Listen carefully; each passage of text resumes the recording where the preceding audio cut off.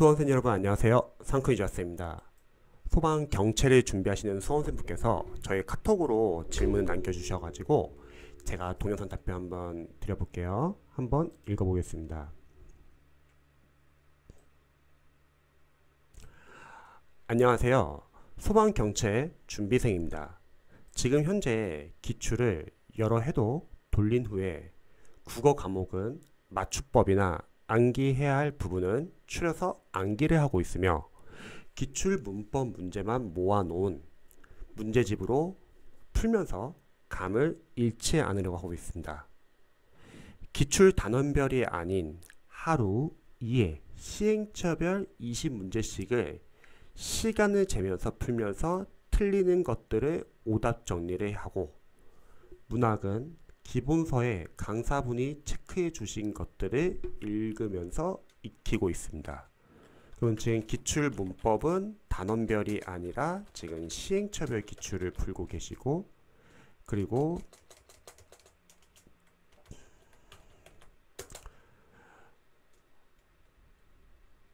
문학 같은 경우는 이제 기본서에 있는 주요 작품을 보고 있는 거죠. 저는 생각했을 때 일단 기출을 푼다고 했을 때 시행처별 기출을 푸는 건 좋은데 요거는 뒤에서 풀어도 상관없고 그 전에 강사님들의 단원별 기출이 있잖아요.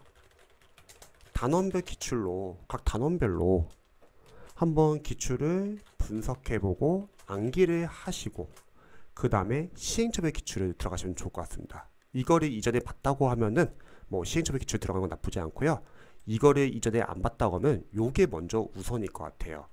시행처별 기출은 20문제 랜덤이기 때문에 단원별 기출의 포인트를 어느 정도 안다는 전제 하에서 연습을 하면 좋지만 만약에 단원별 기출을 빼고 얘를 나간다고 하면은 단원별로 일단 포인트들이 암기가 되어 있으면 괜찮았지만 그게 아니라면 우선순위가 지금 바뀌셨거든요. 그래서 요거는 한번 고민해 보시고요.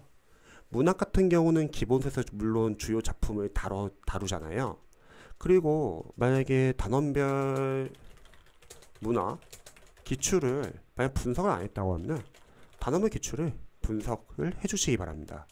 대신에 우리가 문학을 분석한다는 거는 똑같은 문제를 시험장에서 맞추기 위해서 공부한다는 생각보다는, 왜냐면 똑같은 문제가 안 나올 수도 있잖아요.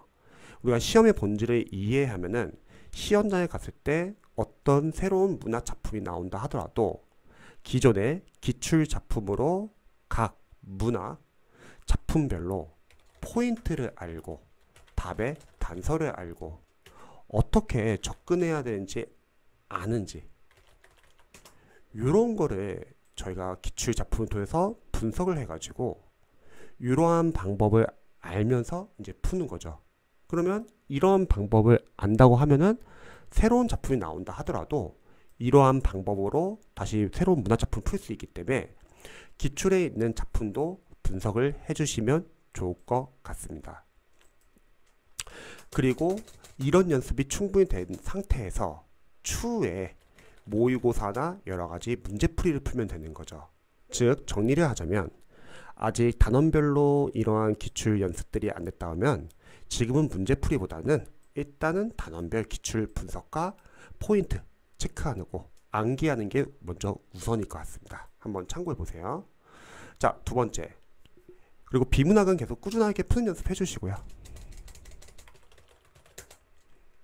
비문학은 뭐 답의 근거 찾는 연습 꾸준히 해주시고요. 수학계로는 기출을 해독을 하며 몰랐던 부분은 추려서 외우는 중이고 좋습니다. 그리고 그 외에 빈칸 노트를 구입해서 암기할 부분들을 반복해서 암기 중입니다.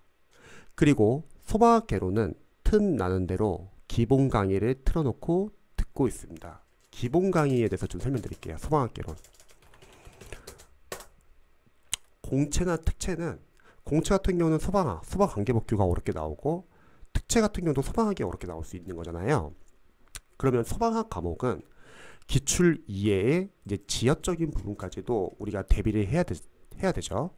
근데 여기서 이제 소방직 수험생들이 종종 시행착오 하는 게 기본서를 가지고서 지역적인 문제를 막 대비하려고 하시는 분들 계실 거예요. 그거는 수험생들이 할 역할이 아니에요. 기본서라는 거는 단순하게 우리가 암기를 통해서 문제를 풀 수 있는 부분도 있겠지만 이해를 바탕으로 응용을 해야 하는 부분도 있다는 거죠. 그러면 기본서는 일단 여러분들이 단원별 기출 안에 해설이 잘 나와 있고, 그러면은 그 부분이 기본서 역할을 대신할 수 있잖아요. 하지만 기출에서 소방 공채나 특채 수험생들이 막히는 부분이 있을 것 같아요. 기출에서 자주 틀리는 부분, 기출에서 이해가 안 되는 부분이 있잖아요. 이런 부분을 기본서를 발췌독하시면 좋을 것 같아요.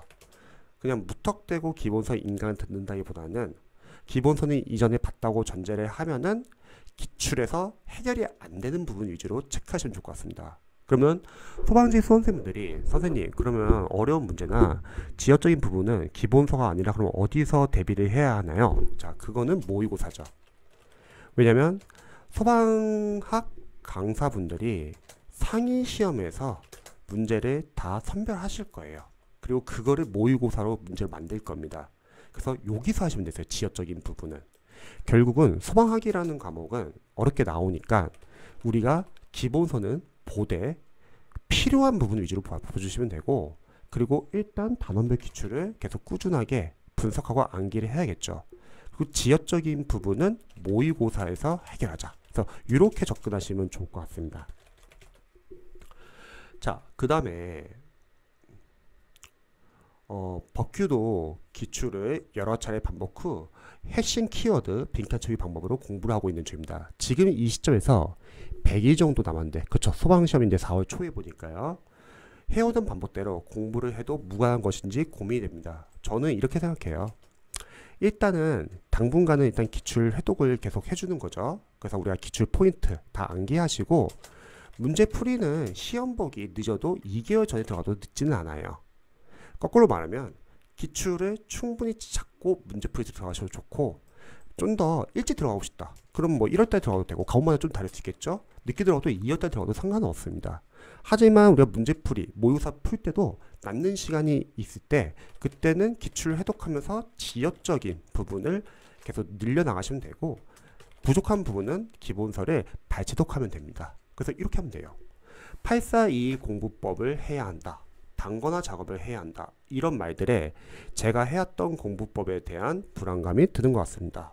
8421 공부법도 저도 이제 전효진 선생님 책을 봤는데, 전효진 선생님도 8421 공부법을 다 못했어요.